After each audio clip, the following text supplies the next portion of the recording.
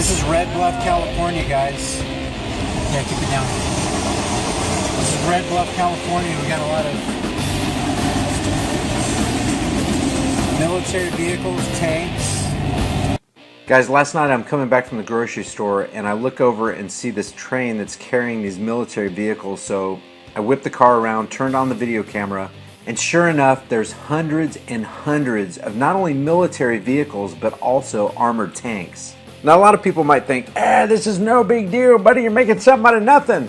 But guys, keep your eyes open, because we're seeing a lot of these cargo trains transporting thousands upon thousands of military vehicles domestically.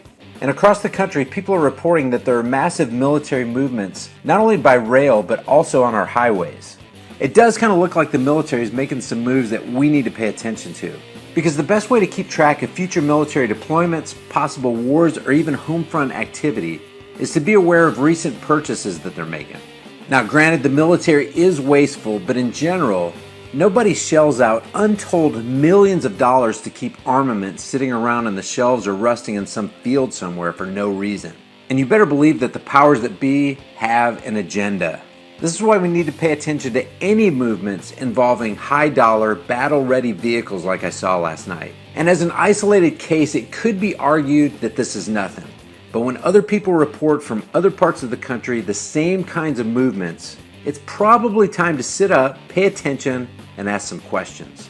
Because honestly, I'd rather have questions that can't be answered than answers that can't be questioned.